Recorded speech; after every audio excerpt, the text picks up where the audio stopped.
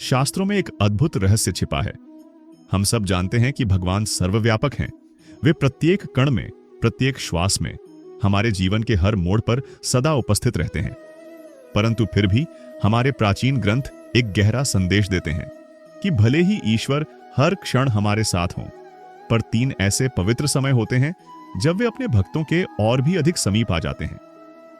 ये वे क्षण होते हैं जब मन और परमात्मा के बीच कोई दीवार नहीं रहती, जब प्रार्थना शब्दों की जरूरत से परे होकर सीधे हृदय से भगवान के चरणों तक पहुंच जाती है, जब आंसू भी संवाद बन जाते हैं और ईश्वर उन्हें बिना कहे ही स्वीकार कर लेते हैं। पर विडंबना यह है कि मनुष्य इन दिव्य पलों को पहचान ही नहीं पाता। कभी गहरी निद्रा में डूबा रहता है, तो कभी संसार की उलझनों के जाल में इस कदर फंस जाता है कि अपने जीवन में स्वयं प्रवेश करने वाले भगवान की आहट भी महसूस नहीं कर पाता। दर्शक बंधु, स्वागत है आपका दिव्य ज्ञान दर्पण के इस पावन मंच पर, जहां हर कथा सिर्फ सुनी नहीं जाती, बल्कि आत्मा के भीतर उतरकर जीवन को एक नई दिशा देती है। कहा गया है कि भक्ति तभी प्रभावी होती है जब मन निर्मल हो, हृदय निस्वार्थ हो और व्यक्ति सच्चाई को स्वीकार करने का साहस रखता हो। कई बार भगवान सीधे हमारे सामने आकर कुछ नहीं कहते, लेकिन एक कहानी, एक प्रसंग, एक चरित्र पूरे जीवन का मार्ग बदल देता है। दर्शक बंधु, आज की कथा आरंभ करने से पहले एक छोटी सी विनती है। कथा को बीच में मत छोड़िएगा, क्योंकि कुछ कहानियां केवल मनोरंजन नहीं होती, वे मनुष्य के भीतर छिपे अंधकार को उजाला देती हैं। और कई बार एक वाक्य, एक मोड़ जीवन की पूरी दिशा बदल देता है। और यदि आप पहली बार हमारे साथ जुड़े हैं, तो हमारे इस पवित्र परिवार दिव्य ज्ञान दर्पण से जुड़ने के लिए चैनल को अवश्य सब्सक्राइब करें, ताकि ऐसी ही दिव्य और जीवन स्पर्शी कथाएं हर दिन आपके पास पहुंचती रहें। वीडियो को लाइक करने का भी स्मरण रखें, क्योंकि आपका एक स्पर्श किसी और की जिंदगी बदल सकता है। अब दर्शक बंधु, आज हम आपको सुनाने जा रहे हैं एक ऐसी स्त्री की हृदय विदारक यात्रा, जिसने जन्म जन्मांतर के पापों का बोझ उठाया, जीवन भर अपमान, कष्ट और तिरस्कार सहा, और फिर भी अपने कर्मों से मुक्ति, शांति और दिव्यता को प्राप्त किया।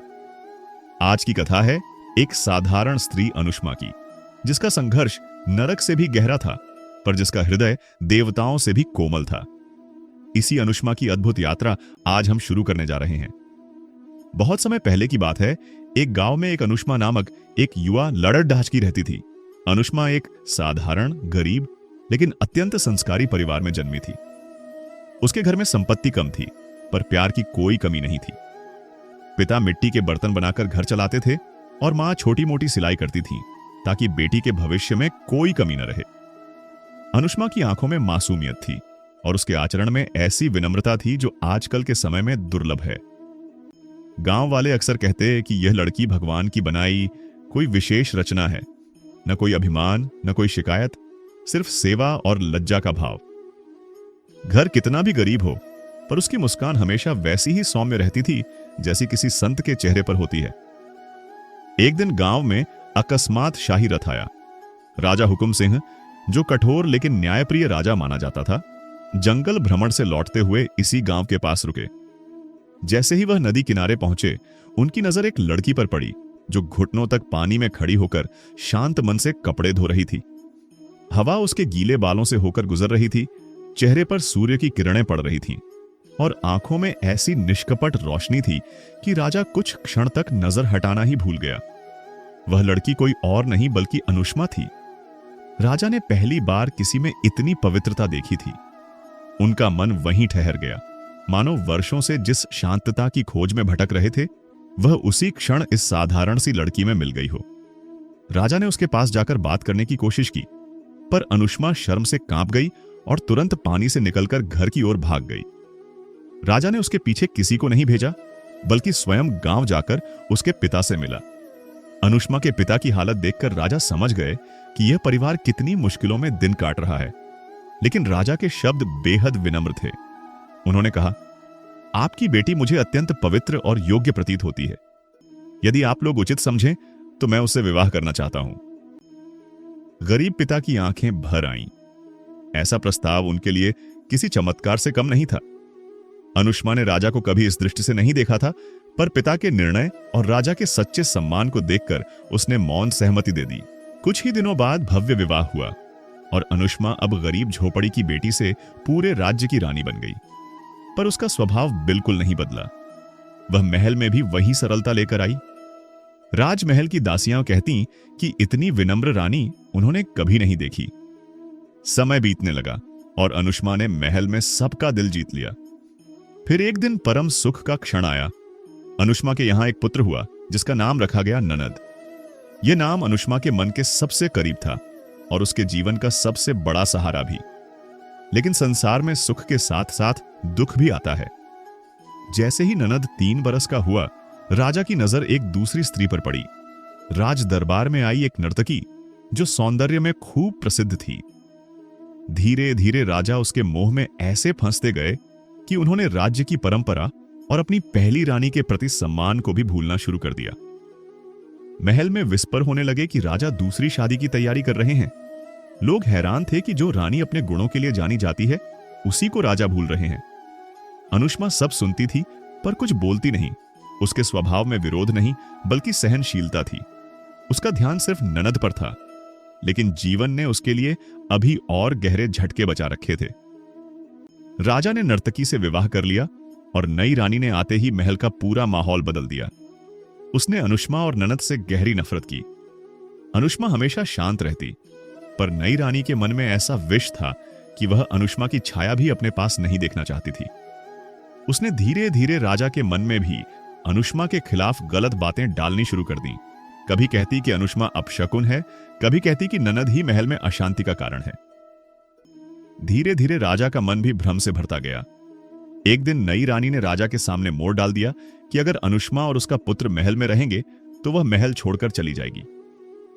राजा मोह के वश में इतना अंधा हो चुका था कि उसने बिना सोचे समझे आदेश दे दिया, अनुष्मा और उसके पुत्र ननद को महल से बाहर कर दिया जाए। उस रात महल के पीछे से 2 सैनिक अनुष्मा को बच्चे सहित निकालकर अंधेरे में छोड़ आए। अनुष्मा ने राजा को आखिरी बार भी नहीं देखा। उसकी आंखों में कोई शिकायत नहीं थी, बस ननद को कसकर पकड़े हुए वह अंधेरे रास्ते पर चल पड़ी। उसने सोचा कि मायका ही एकमात्र जगह है जहां वह शरण पा सकती है। पर जब वह घर पहुंची तो पाया कि उसके माता पिता बीमारी से गुजर चुके थे। झोपड़ी में सन्नाटा था और उसके जीवन में अकेलापन भर गया।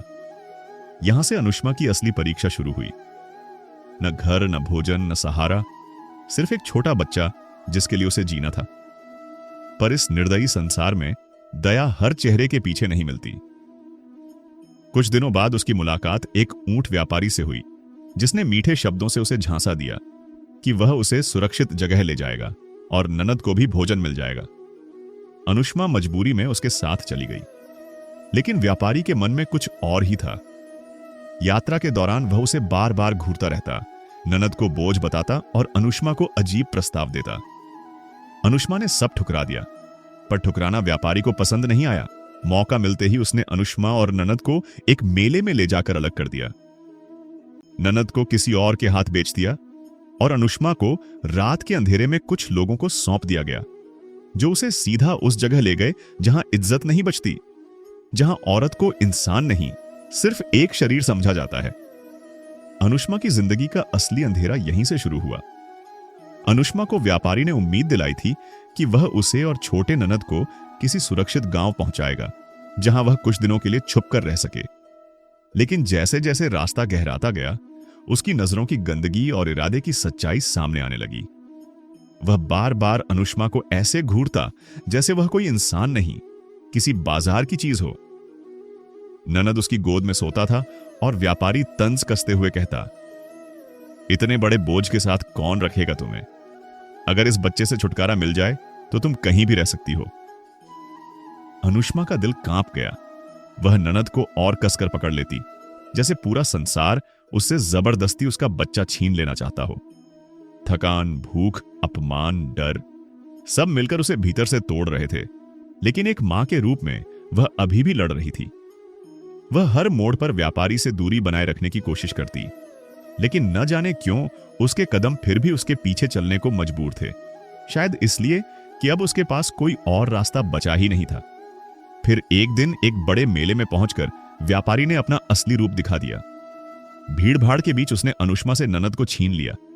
अनुष्मा चीखती रही, रोती रही, लोगों से विनती करती रही, कृपया मेरा बच्चा वापस दे दीजिए, भगवान के लिए।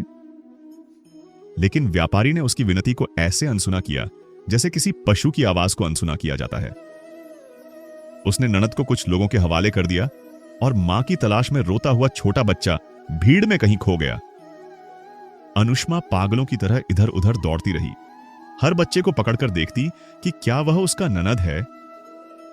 उसकी सांस टूटने लगी थी, उसकी चीखें हवा को चीर रही थीं, लेकिन मेले की भीड़ में एक मां की पुकार दबकर रह गई। कुछ घंटों बाद जब उसकी देह कांपकर थकान से गिरने लगी, तभी व्यापारी ने उसे पकड़ा और कहा, चलो तुम्हें जगह दिखाता हूं जहां तुम्हें अच्छी कीमत मिल जाएगी। अनुष्मा समझ चुकी थी कि उसकी दुनिया खत्म हो चुकी है और अब उसका शरीर भी किसी की वस्तु बनने वाला है। उस रात अनुष्मा को जिस जगह ले जाया गया, उसे देखकर हर इज्जतदार आत्मा कांप जाए। लाल बत्तियों की हल्की रोशनी, सड़कों पर शराबियों की हंसी, महिलाओं की टूटी हुई चीखें और एक बासी हवा जिसमें दर्द की सड़ी बदबू घुली थी। उसे खींचकर एक कमरे में फेंक दिया गया और उसके सामने खड़ी एक कठोर चेहरे वाली स्त्री ने कहा, अब से तुम यहां की हो, यहां से जाने वाली सिर्फ लाशें होती हैं। और इस तरह अनुष्मा का नरक शुरू हुआ। रात दर रात, दिन पर दिन उसने अपनी आत्मा को चाकू की धार पर रगड़ते हुए जिया। हर दिन उसका दिल मरता और हर रात उसकी आत्मा चुपचाप रोती। ननद की याद हर पल उसकी नसों में दर्द बनकर दौड़ती। वह हर ग्राहक के जाते ही खुद को समेटकर फूट फूट कर रोती, आंसू बहाती और भगवान से एक ही बात मांगती, कृपया मेरा बच्चा वापस दे दो, मेरा ननद वापस दे दो। 13 साल तक यह अंधेरा उस पर चढ़ता रहा। 13 साल, इतने लंबे कि किसी भी इंसान की पूरी जिंदगी बदल सके। उसके चेहरे की चमक चली गई थी, आंखें सूख चुकी थीं, बाल बिखर चुके थे, पर दिल में अभी भी एक कोना ऐसा था जहां ननद की मासूम मुस्कान जिंदा थी। वही मुस्कान उसे रोज मरने से रोकती थी। लेकिन एक दिन जब उसे लगा कि उसका जीवन अब पूरी तरह खत्म हो चुका है, तब भगवान ने उसके भाग्य का सबसे दर्दनाक मोड़ उसके सामने ला खड़ा किया। एक युवक आया, लगभग 22 वर्ष का, सुंदर, तेजस्वी, पर आंखों में गहरी बेचैनी। वह कमरे में अकेला बैठा था और जब उसने अनुष्मा को देखा तो उसकी आंखें भर आईं। वह खुद को रोक नहीं पाया और अचानक जोर जोर से रोने लगा। अनुष्मा हक्की बक्की उसे देख रही थी। वह रोते हुए कह रहा था, मां, क्या आप मुझे पहचान नहीं रही? अनुष्मा के पैरों के नीचे से जमीन खिसक गई। उसने कांपते हुए उससे पूछा, कौन हो तुम? युवक ने कांपते हुए कहा, मैं ननद हूं मां, आपका ननद। उसी पल अनुष्मा की दुनिया फिर से टूट गई, क्योंकि भगवान ने जो उससे छीन लिया था, उसे उसी जगह लौटाया जहां इंसान का दिल पूरी तरह मर चुका होता है। यही था अनुष्मा का सबसे बड़ा शाप। ननद को उस हाल में देखकर अनुष्मा की आत्मा कांप गई। उसके सामने उसका अपना बच्चा खड़ा था, लेकिन यह मिलन किसी मां की गोद में होने वाला शांत सुखमय मिलन नहीं था। यह तो ऐसा मिलन था जिसमें चीर देने वाली शर्म थी, तीर बनकर चुभती सच्चाइयां थीं, और मां बेटे दोनों की आंखों में ऐसी पीड़ा थी जो किसी पाप का प्रायश्चित्त लगती थी। ननद रोते हुए उसकी गोद में गिर पड़ा और बार बार कहता रहा, मां आप यहां कैसे? मां हम अलग कैसे हुए? मां मुझे छोड़कर क्यों चली गई? अनुष्मा के पास उसके हर सवाल का जवाब था, पर कोई भी जवाब उसके दिल के भीतर जमे वर्षों के घावों को भर नहीं सकता था। उसने बेटे को सीने से लगाकर बस इतना ही कहा, बेटा मैंने तुझे कभी नहीं छोड़ा, मुझे जिंदगी ने तुझसे छीन लिया था, लेकिन संसार निर्दयी होता है। जिस जगह इंसान की इज्जत नहीं बचती, वहां मां बेटे का मिलना भी अपमान का ही पात्र बन जाता है। कोठे की मालकिन उस दृश्य को दूर से देख रही थी। एक पल को उसके पत्थर जैसे दिल में भी करुणा की एक लहर उठी। उसने अपने आदमियों को बुलाया और कहा, इस औरत को छोड़ दो, ये अब यहां नहीं रहेगी। यह पहली बार था कि किसी ने अनुष्मा को कुछ दिए बिना कुछ लौटाने की कोशिश की थी। अनुष्मा उस मालकिन के सामने घुटनों पर गिर गई और रोते हुए कहा, मेरा बेटा, उसे मत छुओ। और तभी मालकिन ने कहा, जा अपने रास्ते जा, भगवान जाने तुम्हारे साथ क्या हुआ है, पर इतना दर्द किसी को नहीं मिलना चाहिए। उस रात अनुष्मा और ननद रो रहे थे, पर उनके रोने में अजीब सी राहत थी। जैसे वर्षों बाद किसी ने उनके घाव पर मरहम रखा हो। ननद ने मां का हाथ पकड़ा और कहा, मां चलिए यहां से बहुत दूर, जहां हम फिर से जी सकें। पर जिंदगी में राहत लंबी नहीं चलती। अगले ही दिन जब वे उस नरक जैसे इलाके से बाहर आए, भीड़ में भगदड़ मची और ननद मां से बिछड़ गया। अनुष्मा फिर वहीं बनी, एक पागल मां जो हर दिशा में दौड़ती रही, हर चेहरे को पकड़कर पूछती रही, क्या तुमने मेरे बच्चे को देखा? पर इस बार ननद कहीं नहीं मिला। जिसके लिए उसने 13 साल की यातना सही थी, वह फिर उससे छूट गया। निराश होकर, टूटकर, लगभग मर चुकी अनुष्मा जंगलों की तरफ बढ़ गई। उसे अब किसी से उम्मीद नहीं थी। वह बस चलती जा रही थी, क्योंकि खड़े होने की हिम्मत उसके पैरों में नहीं थी। कई दिनों की थकान, भूख और प्यास ने उसके शरीर को खोखला कर दिया था। ऐसे में एक डीली सी झोंपड़ी दिखी। अंदर एक वृद्ध गुजरी और उसका छोटा बेटा रहता था। उन्होंने जब दरवाजा खोला तो अनुष्मा बेहोश होकर गिर पड़ी। गुजरी ने उसे उठाया, पानी पिलाया और उसके माथे पर हाथ फेरकर कहा, बेटी डर मत, यहां कोई तुझे नहीं छुएगा। ये शब्द अनुष्मा के टूटे हुए दिल पर ऐसे पड़े जैसे कोई निर्जन रेगिस्तान में पानी गिरा दे। कई वर्षों बाद उसने यह महसूस किया कि कोमलता अभी भी इस दुनिया में बची हुई थी। समय बीतता गया। गुजरी उसे बेटी की तरह रखती, उसे खाना देती, उसके साथ बात करती। अनुष्मा भी धीरे धीरे घर के कामों में हाथ बंटाने लगी। उसका दिल अभी भी ननद के लिए रोता था, पर गुजरी और उसका बच्चा उसकी खाली गोद का कुछ हिस्सा भर देते।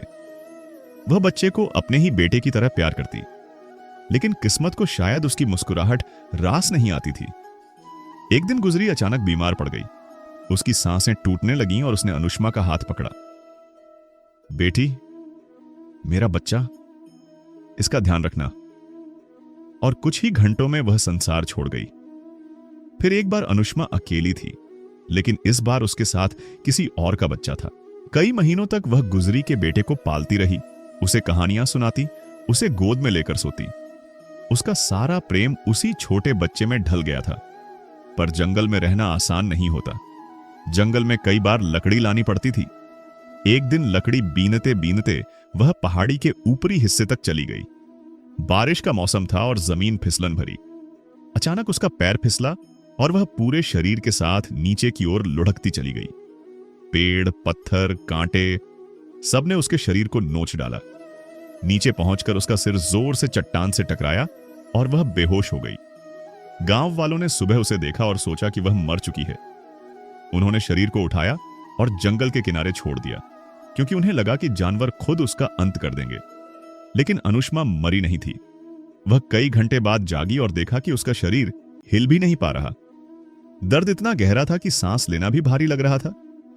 उठने की कोशिश में वह पास की दलदल में फिसल गई और धीरे धीरे उसमें धंसने लगी। उसकी उंगलियां मिट्टी खोद रही थीं, उसका चेहरा कीचड़ से भर गया था और उसका शरीर ऐसे कांप रहा था जैसे जान धीरे धीरे निकल रही हो। 3 दिन, 3 पूरी रातें वह दलदल में फंसी रही। भूख, प्यास, दर्द, अंधेरा, हर तरफ मौत थी। वह बस एक ही बात कहती, भगवान, बस एक बार मेरे बेटे ननद को दिखा दो, फिर ले जाना। आखिरकार कुछ आदिवासी उस इलाके से गुजरे और उन्होंने हल्की सी आवाज सुनी। पास जाकर देखा तो कीचड़ में आधी धंसी, टूटी हुई हड्डियों वाली अनुष्मा सांस लेने की कोशिश कर रही थी। उन्होंने रस्सियां डाली और उसे बाहर खींचा। वह इतनी टूटी हुई थी कि उठ भी नहीं पा रही थी। उसे अपने कंधों पर उठाकर वे अपनी टोली में ले गए और वहीं से उसकी किस्मत का अगला अध्याय शुरू हुआ। आदिवासियों ने जब अनुष्मा को कीचड़ से बाहर निकाला था, तब वे समझ भी नहीं पा रहे थे कि यह स्त्री जिंदा कैसे बची है। उसकी सांसें टूटी हुई थीं, शरीर पत्थर की तरह सुन्न था और आंखों में वह उजाला भी नहीं था जो जीवित मनुष्यों में होता है। उसके घुटनों से लेकर पीठ तक घाव ही घाव थे। कई जगह कीड़े पड़ चुके थे और उसका चेहरा इस हालत में था कि पहचानना मुश्किल हो रहा था कि कभी इसमें सौंदर्य भी रहा होगा। आदिवासियों ने उसे कंधों पर उठाया और अपने छोटे से गांव में ले आए। यह गांव घने जंगल के भीतर था, जहां से न तो कोई राजा गुजरता था न कोई व्यापारी। यह जगह इतनी शांत थी कि पक्षियों की आवाज भी पहाड़ों से टकराकर लौट आती। गांव की वैद्य, जो उम्र में 80 के करीब थी, उसे देखकर कांप गई। उसने कहा, यह औरत अभी तक जिंदा कैसे है? इसके शरीर में तो आधी हड्डियां टूटी हुई हैं। लेकिन फिर भी वह उसे अपनी झोपड़ी में ले गई और उसकी सेवा में जुट गई। कई दिनों तक अनुष्मा बेहोश रही। कभी कभी उसकी आंखें खुलती, पर उसमें वह चेतना नहीं होती थी जो इंसान को इंसान बनाती है। वह केवल दर्द के कारण हिलती थी। किसी दवा के असर से कुछ पलों के लिए सांसें तेज हो जाती और फिर वह गहरी अंधेरी खामोशी में डूब जाती। धीरे धीरे जब उसका शरीर घावों को भरने लगा, तब एक दिन उसकी आंख खुली और उसने पहली बार खुद को किसी छत के नीचे देखा। उसे समझने में थोड़ा समय लगा कि वह कहां है, किसके पास है और उसका शरीर अब भी क्यों नहीं हिल पा रहा। वैद्य उसके पास बैठी थी। उसने कहा, डर मत बेटी, तू सुरक्षित है। तूने बहुत कष्ट झेला है, अब यहां कोई तुझे छू भी नहीं सकता। यह शब्द अनुष्मा के दिल पर ऐसे लगे जैसे कोई ठंडा पानी आग की राख पर गिरा दे। उसे वर्षों बाद ऐसा लगा कि किसी ने उसे बिना किसी इच्छा के, बिना किसी लालच के बस इंसान समझकर छुआ है। वह रोना चाहती थी, पर आंसू भी साथ छोड़ चुके थे। शरीर रो नहीं पा रहा था, लेकिन आत्मा किसी बच्चे की तरह फूट फूट कर रो रही थी। आदिवासी लोग उसका खाना पानी लाते। वे उसे मां कहते, क्योंकि उनके लिए किसी को बचाना एक पुण्य था। वे उसकी आंखों में जो दुख देखते थे, उससे उनकी आंखें भी भीग जातीं, पर कोई सवाल नहीं पूछता था। इस जंगल में यह नियम था कि कोई किसी के अतीत को नहीं कुरेदता, क्योंकि हर इंसान यहां दुख से भागकर ही आता था। धीरे धीरे अनुष्मा का शरीर ठीक होने लगा। उसकी टूटी हड्डियां जुड़ने में समय लगा, लेकिन वैद्य की औषधियों ने उसे इतना सहारा दिया कि वह कम से कम बैठ तो सकती थी। जब वह पहली बार अपने घावों को देखकर रोई, वह रोना किसी सौंदर्य के नष्ट होने का नहीं था, बल्कि अपने जीवन के उन अध्यायों का था जिन्हें वह मिटाना चाहती थी। लेकिन मानव जीवन मिटाने से नहीं, जीने से चलता है, चाहे कितना भी दुश्वार क्यों ना हो। दिन बीतते गए और अनुष्मा धीरे धीरे गांव के कामों में हाथ बटाने लगी। वह आग जलाने में महिलाओं की मदद करती, बच्चों को पेड़ पौधों की पहचान कराती और वैद्य के साथ दवाइयां बनाने में लगी रहती। उसका मन अब भी ननद के लिए रोता था। हर रात सोने से पहले वह आकाश की ओर देखती और कहती, हे भगवान, मेरा बच्चा सुरक्षित हो, बस मेरे लिए इतना काफी है। लेकिन वास्तविकता यह थी कि उसका मन उसे कोई जवाब नहीं देता। न कोई सपना आता, न कोई संकेत। बस वही अंतहीन इंतजार, वही दर्द, वही आशा और निराशा का मिश्रण, जो किसी मां के लिए जीवन की सबसे बड़ी परीक्षा बन जाता है। गांव वाले उसके हाथों की एक बात को बहुत अलग ढंग से महसूस करने लगे। जब वह घायल बच्चों के घावों पर मरहम लगाती, तो वे बहुत जल्दी ठीक हो जाते। जब किसी बीमार व्यक्ति के शरीर पर वह पत्तों का लेप लगाती, तो दर्द कम हो जाता। लोग कहने लगे कि उसके हाथों में कोई दिव्य शक्ति है। लेकिन अनुष्मा के लिए यह सब कोई चमत्कार नहीं था। वह केवल जीवन में पहली बार लोगों को दर्द से बाहर निकाल रही थी, क्योंकि उसका अपना दर्द अब भी उसके भीतर जलता था। एक दिन गांव के मुखिया का जवान बेटा सांप के डंसने से गिर पड़ा। सांप जहरीला था और उसकी सांसें भारी होने लगीं। गांव में अफरा तफरी मच गई। वैद्य दौड़ी, लेकिन वह जानती थी कि उसके पास इस जहर का इलाज नहीं है। सब लोग बच्चा लेकर इधर उधर दौड़ रहे थे। तभी किसी ने कहा, उसे अनुष्मा के पास ले जाओ। लोग उसे झोपड़ी में ले आए। अनुष्मा ने बच्चे की हालत देखी।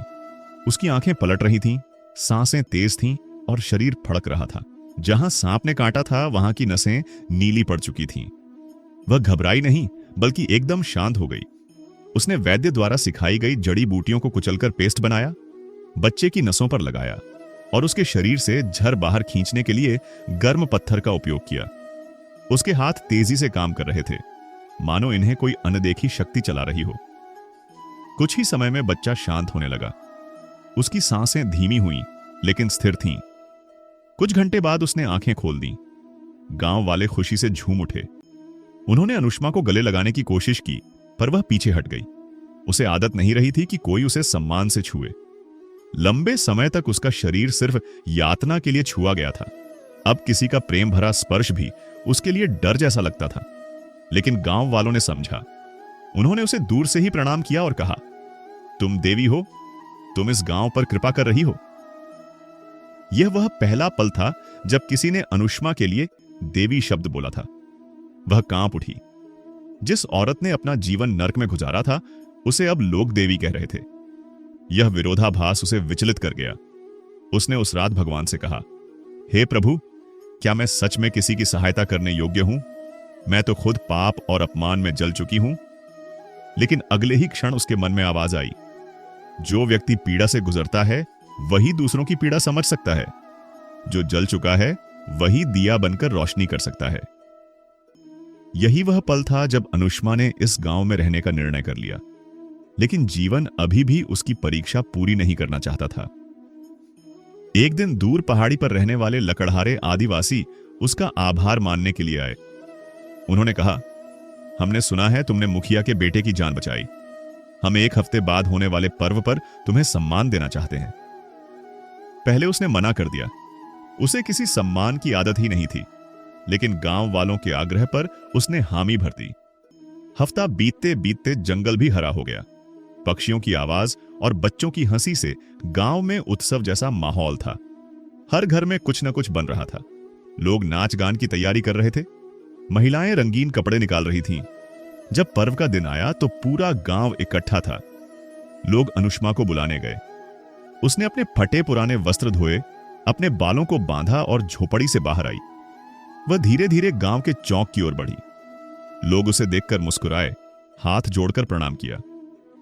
एक बच्ची ने दौड़कर उसके हाथ में फूल रख दिए। इतने वर्षों बाद पहली बार उसे महसूस हुआ कि दुनिया में अब भी अच्छाई बची हुई है। लेकिन नियति को शायद यह स्वीकार नहीं था कि अनुष्मा को थोड़ा भी सुख मिल जाए। जैसे ही वह चौक के बीच पहुंची, अचानक आसमान काला पड़ने लगा। हवा तेज हो गई।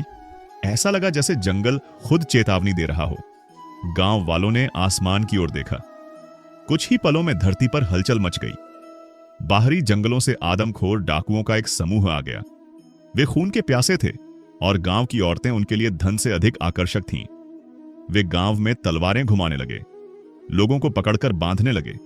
गांव का मुखिया लड़ते लड़ते गिर गया। उसकी पत्नी चीखती हुई भागी। बच्चे डर के मारे पेड़ों के पीछे छिप गए। डाकुओं की नजर जल्दी ही अनुष्मा पर भी पड़ी। एक ने कहा, इस औरत को पकड़ो, यह अच्छी कीमत दिलाएगी। धीरे धीरे जब उसका शरीर घावों को भरने लगा, तब एक दिन उसकी आंख खुली और उसने पहली बार खुद को किसी छत के नीचे देखा। उसे समझने में थोड़ा समय लगा कि वह कहां है, किसके पास है और उसका शरीर अब भी क्यों नहीं हिल पा रहा। वैद्य उसके पास बैठी थी। उसने कहा, डर मत बेटी, तू सुरक्षित है। तूने बहुत कष्ट झेला है। अब यहां कोई तुझे छू भी नहीं सकता। यह शब्द अनुष्मा के दिल पर ऐसे लगे जैसे कोई ठंडा पानी आग की राख पर गिरा दे। उसे वर्षों बाद ऐसा लगा कि किसी ने उसे बिना किसी इच्छा के, बिना किसी लालच के बस इंसान समझकर छुआ है।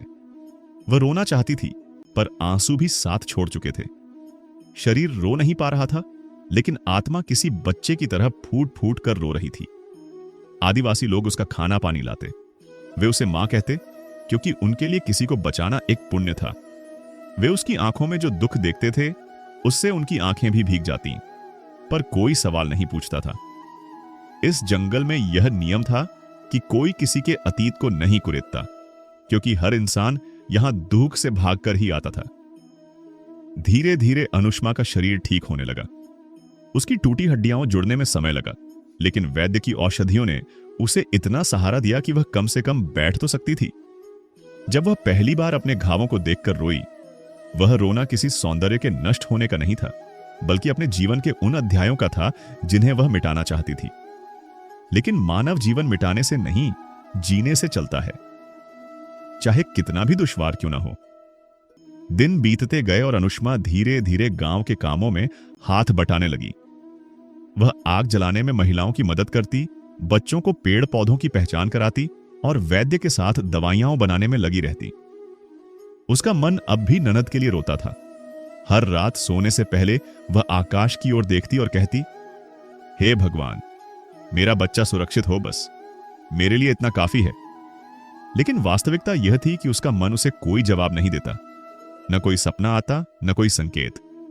बस वही अंतहीन इंतजार, वही दर्द, वही आशा और निराशा का मिश्रण जो किसी मां के लिए जीवन की सबसे बड़ी परीक्षा बन जाता है। गांव वाले उसके हाथों की एक बात को बहुत अलग ढंग से महसूस करने लगे। जब वह घायल बच्चों के घावों पर मरहम लगाती तो वे बहुत जल्दी ठीक हो जाते। जब किसी बीमार व्यक्ति के शरीर पर वह पत्तों का लेप लगाती तो दर्द कम हो जाता। लोग कहने लगे कि उसके हाथों में कोई दिव्य शक्ति है, लेकिन अनुष्मा के लिए यह सब कोई चमत्कार नहीं था। वह केवल जीवन में पहली बार लोगों को दर्द से बाहर निकाल रही थी, क्योंकि उसका अपना दर्द अब भी उसके भीतर जलता था। एक दिन गांव के मुखिया का जवान बेटा सांप के डंसने से गिर पड़ा। सांप जहरीला था और उसकी सांसें भारी होने लगीं। गांव में अफरा तफरी मच गई। वैद्य दौड़ी, लेकिन वह जानती थी कि उसके पास इस जहर का इलाज नहीं है। सब लोग बच्चा लेकर इधर उधर दौड़ रहे थे। तभी किसी ने कहा, उसे अनुष्मा के पास ले जाओ। लोग उसे झोपड़ी में ले आए। अनुष्मा ने बच्चे की हालत देखी। उसकी आंखें पलट रही थीं, सांसें तेज थीं और शरीर फड़क रहा था। जहां सांप ने काटा था वहां की नसें नीली पड़ चुकी थीं। वह घबराई नहीं, बल्कि एकदम शांत हो गई। उसने वैद्य द्वारा सिखाई गई जड़ी बूटियों को कुचलकर पेस्ट बनाया, बच्चे की नसों पर लगाया और उसके शरीर से जहर बाहर खींचने के लिए गर्म पत्थर का उपयोग किया।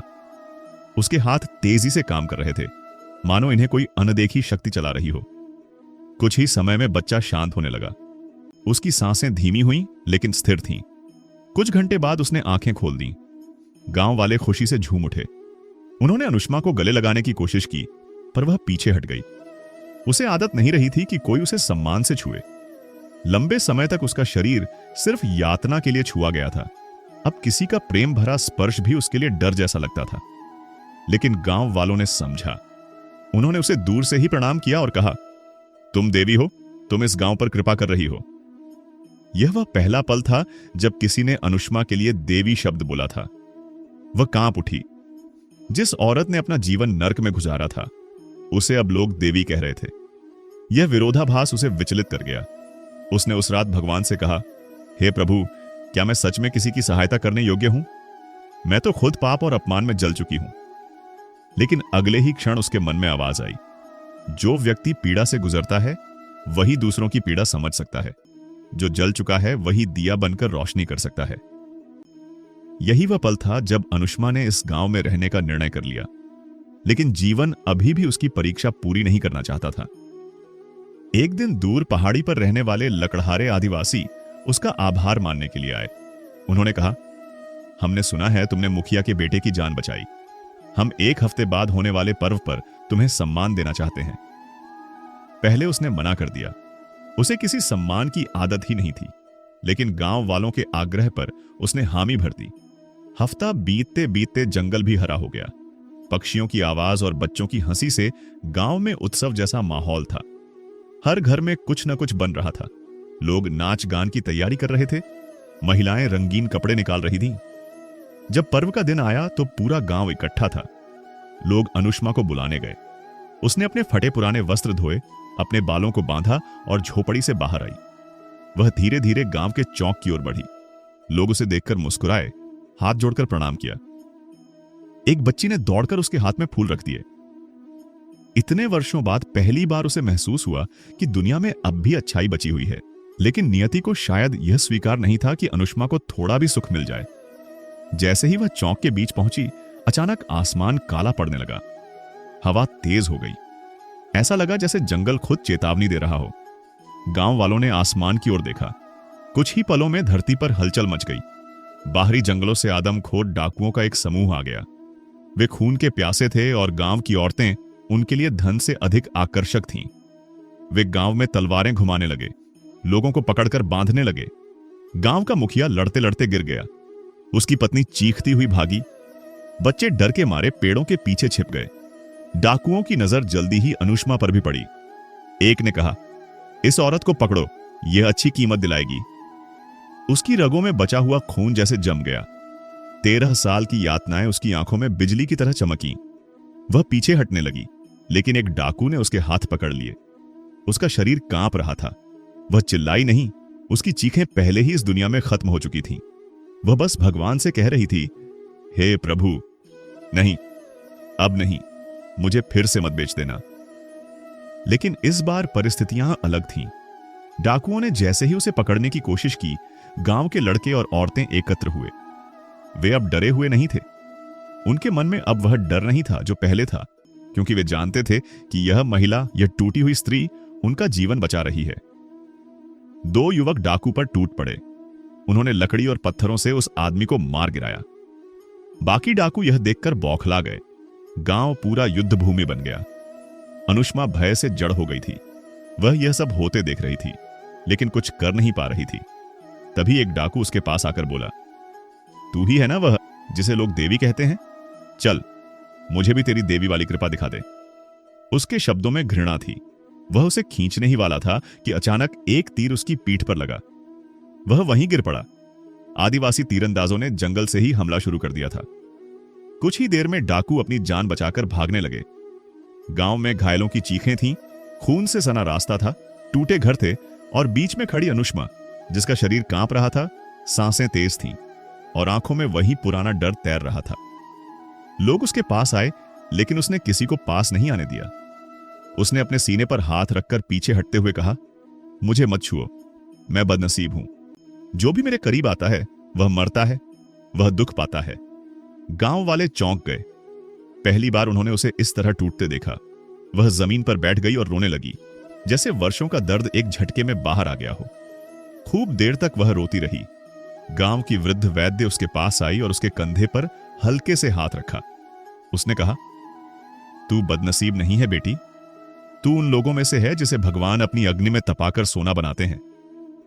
अनुष्मा ने सिर उठाकर वैद्य के चेहरे की ओर देखा।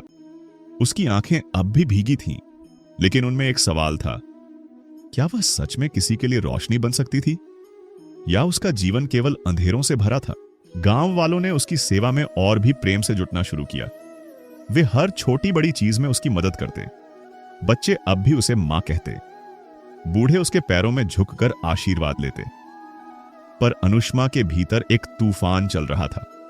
वह जितना शांत दिखती थी, भीतर उतना ही बेचैन थी, क्योंकि उसे लगा कि उसका भाग्य इस गांव पर भारी पड़ने लगा है। जहां वह जाती वहीं दुख साथ आता था। उसे डर था कि कहीं एक दिन यह गांव भी उसी अंधियारे में न डूब जाए जिससे वह वर्षों लड़ती आई थी। पर वह अभी यही सोच रही थी कि उसकी जिंदगी में एक नया अध्याय शुरू होने वाला था। एक ऐसा अध्याय जो उसके सारे दर्द को एक दिशा देने वाला था।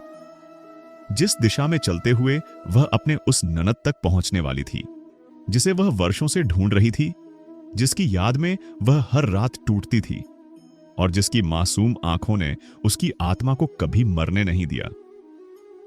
और यहीं से उसकी असली आध्यात्मिक यात्रा शुरू होती है। गांव पर हुए हमले के बाद अनुष्मा का मन बेहद व्याकुल रहने लगा। बाहर से देखने पर वह शांत थी, काम में लगी रहती थी, लोगों की मदद करती थी, लेकिन अंदर से उसका मन हर पल कांप रहा था। उसे लगता था कि उसका दुर्भाग्य कहीं इस गांव को भी न निगल ले। रात के समय जब पूरा गांव सो रहा होता, वह अक्सर जंगल के बीच चली जाती। वहीं बैठकर ननद के बारे में सोचती, उसकी मासूम आंखें याद करती, उसके छोटे हाथों का स्पर्श याद करती और अपने भीतर दबी हुई उस चीख को रोकने की कोशिश करती जो हर रात बढ़ जाती थी। एक रात जब वह पेड़ों के बीच बैठी थी, अचानक उसे लगा कि कोई उसे देख रहा है। उसने मुड़कर देखा तो कोई नहीं था, लेकिन एहसास इतना सच्चा था कि उसकी सांसें रुक गईं। वह उठना चाहती थी, पर पैरों ने साथ नहीं दिया। उसी क्षण हवा में एक हल्की सी घंटी की आवाज सुनाई दी, मानो कोई पुकार रहा हो। यह आवाज उसे भीतर तक हिला गई। उसने आसमान की ओर देखा और कहा, अगर यह कोई संकेत है तो मुझे समझा दो प्रभु, मेरे जीवन का उद्देश्य क्या है? मेरे पास अब कुछ नहीं बचा। उसी रात उसे एक सपना आया। सपने में उसने एक बड़ा नदी तट देखा। नदी शांत थी, लेकिन दूर से कोई पुकार रहा था, मां। वह आवाज साफ थी और वह आवाज ननद की थी। उसने नदी के उस पार एक परछाई देखी, एक जवान लड़का जिसके चेहरे पर वही चमक थी जो कभी छोटे ननद की आंखों में थी। वह हाथ हिलाकर उसे बुला रहा था, लेकिन नदी के बीच में एक बड़ा सा अंधेरा भंवर था जो किसी भी चीज को अपनी ओर खींच लेता था। अनुष्मा ने दौड़ना चाहा, पर उसके पांव जमीन से चिपके हुए थे। वह रोते हुए चिल्लाई, ननद, मैं आ रही हूं। बेटा, बस पुकारते रहना। अगली सुबह उसने गांव की वैद्य से कहा, मां, मुझे जाना है। वैद्य चौंक गई। कहां जाएगी तू? अभी तेरा शरीर ठीक से संभला भी नहीं है।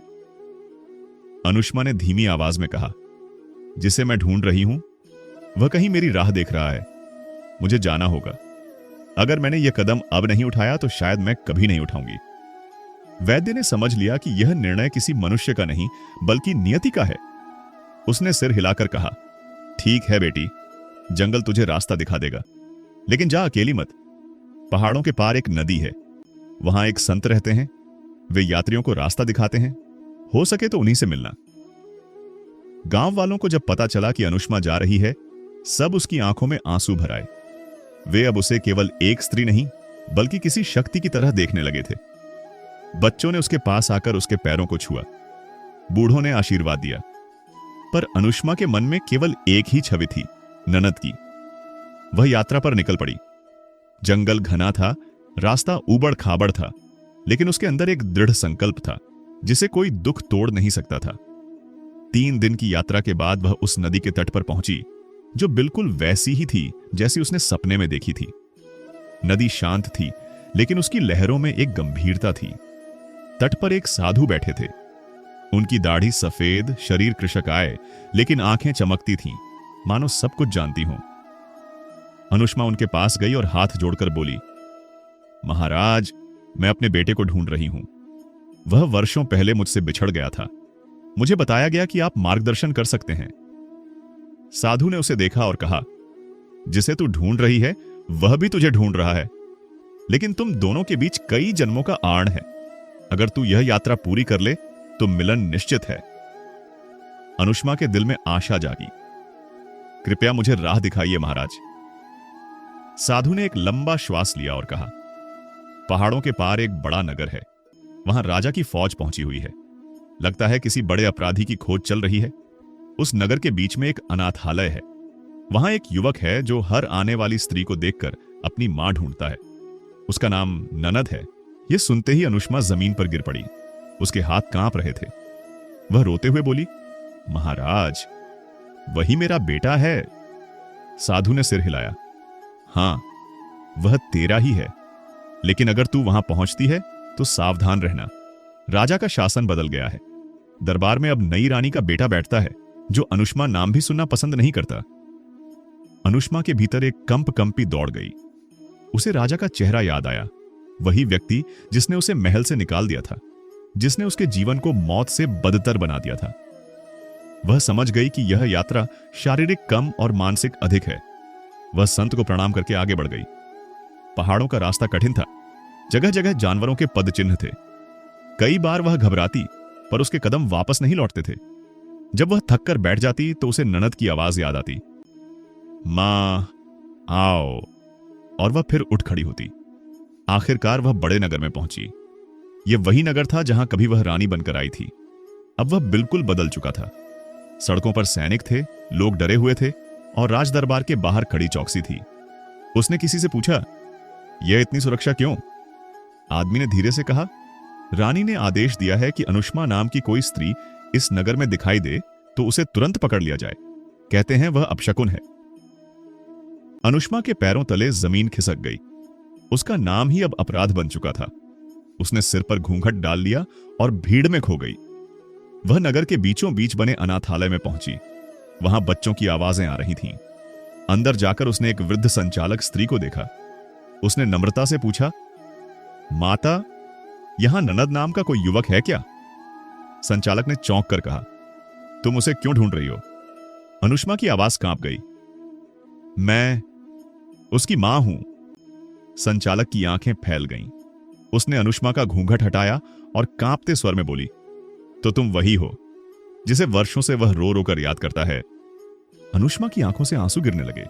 उसने पूछा, मेरा बेटा कहां है? संचालक ने कहा, वह यहीं है, लेकिन बाहर मत खड़ी रहो। रानी के सिपाही रोज आते हैं।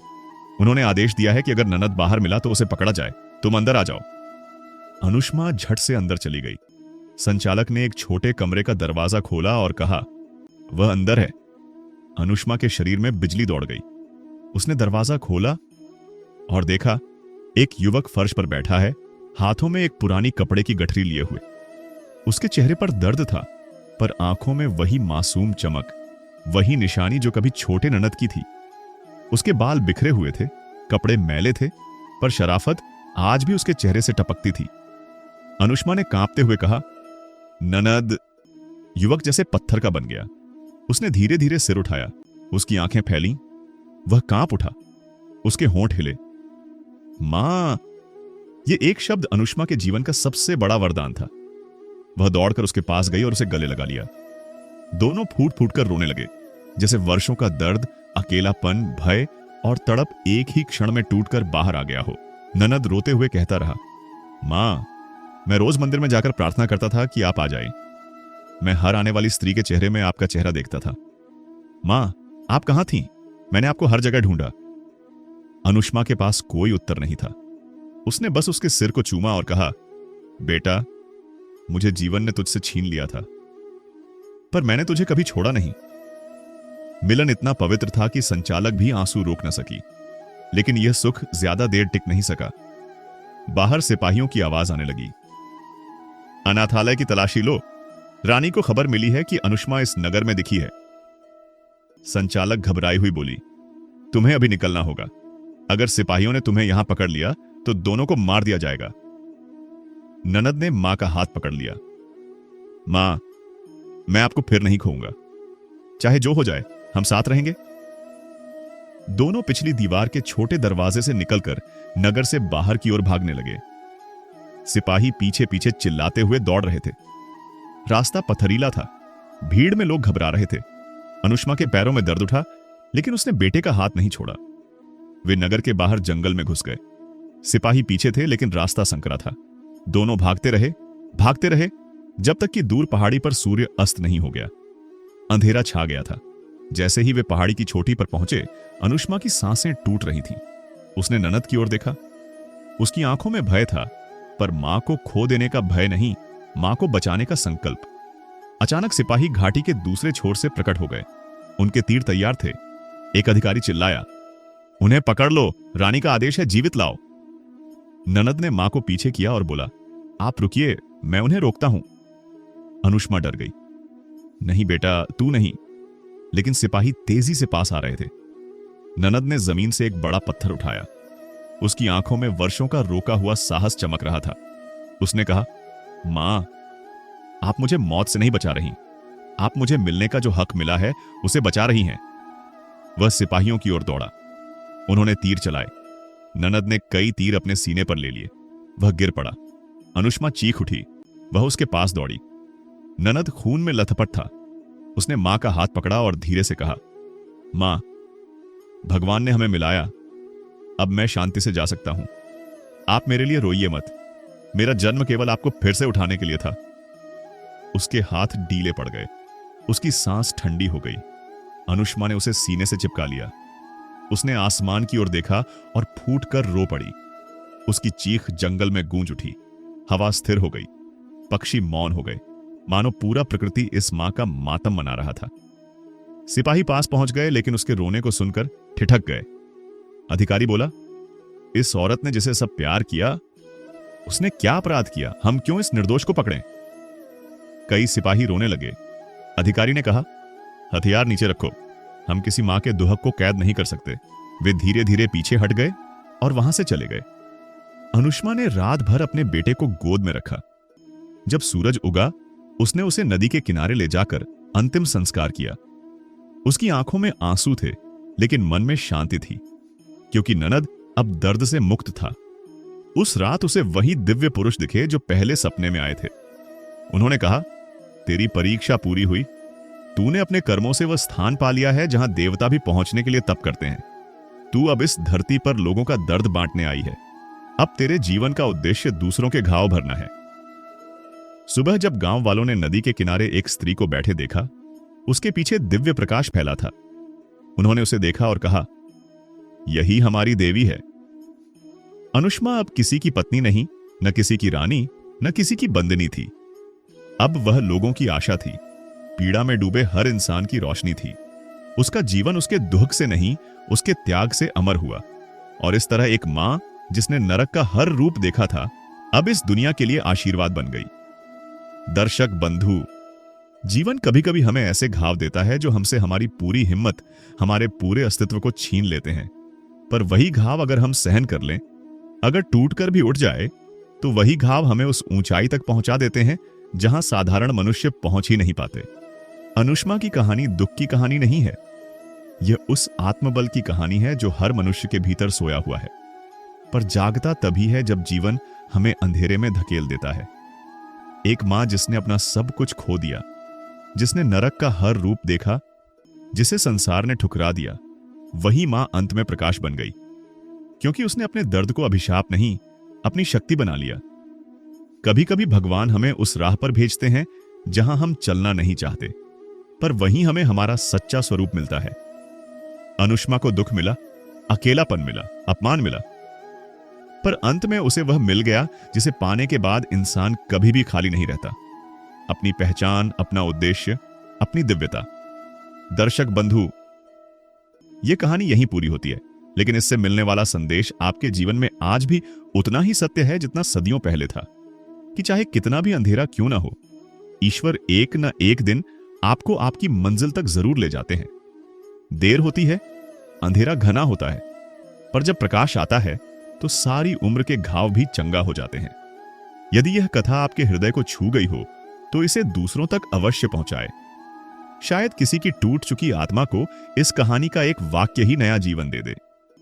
और यदि आप पहली बार हमारे साथ जुड़े हैं तो दिव्य ज्ञान दर्पण परिवार से जुड़ें, क्योंकि यहां हर कथा केवल सुनाई नहीं जाती, यहां हर कथा आत्मा को नया जन्म देती है।